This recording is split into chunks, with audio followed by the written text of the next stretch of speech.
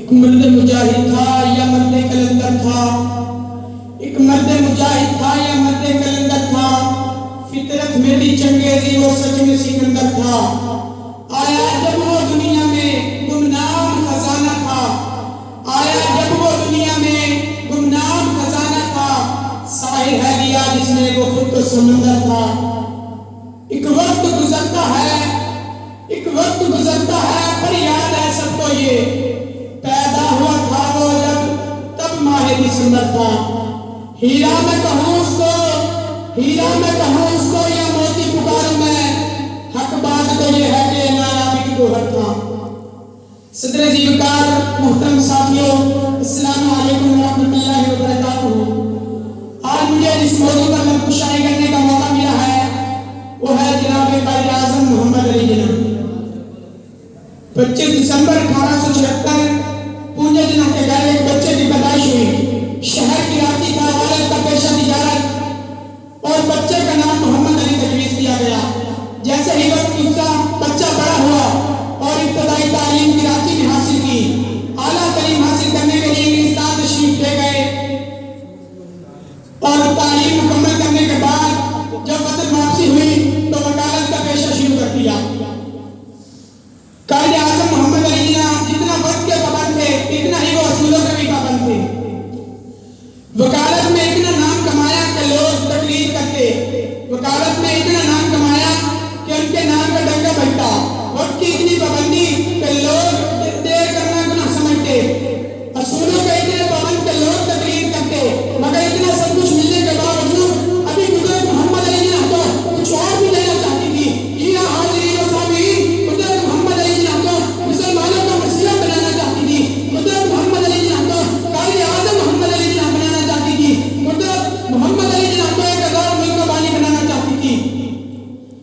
تو صدر محترم ہوا بھی کچھ ایسا جب قوم کے مفکرین نے حالات کے طوفان میں مسلمانوں کی کشتی کو ڈولتے دیکھا تو ایک ایسے شخص کی تلاش کی جو محنتی بھی ہو، اصولوں کا پابند بھی ہو، وقت کا پابند بھی ہو، لوگوں کا احساس رکھنے والا بھی ہو اور مسلمانوں کا احساس رکھنے والا بھی ہو، ان کا مقصد بھی ہو اور مدینے والے سے رابطہ رکھنے والا بھی ہو۔ تو سب انسانوں کی ایک شخص پر کیا نظریں ٹھہری جسے محمد علی کا جاتا تھا۔ قسم خدا کی میں ایک تیری تلاش میں، قسم خدا کی میں ایک تیری تلاش میں، گلی گلی نگر نگر گیا ہوں میں۔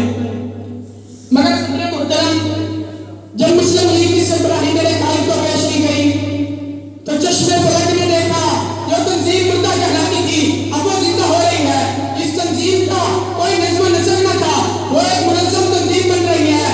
جس تنظیم کے پلیٹ فارم پر ویرانے ہی ویرانے تھے اب وہاں مجمع لگنے شروع ہو گئے۔ یہ ایک ہی شخصیت کا کمال تھا جسے قائد اعظم محمد علی جناح کہا جاتا تھا کہ بکھری ہوئی قوم ایک ہی پرچم تلے کھڑے ہو کر یہ نعرہ لگا رہی تھی، ملت کا پاسباں ہے محمد علی جناح، ملت کا پاسباں ہے محمد علی جناح، ملت ہے جسم جان ہے محمد علی جناح، لگتا ہے ٹھیک جا کے نشانے پہ جس کا تیر، لگتا ہے ٹھیک جا کے نشانے پہ جس کا تیر، ایسی کڑی کماں ہے محمد علی جناح۔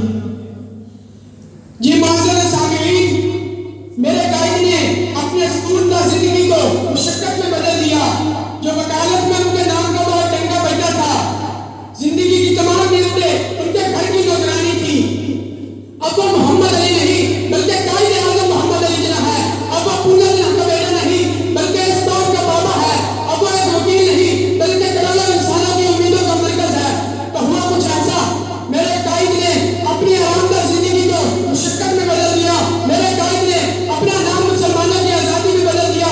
آپ نے 1000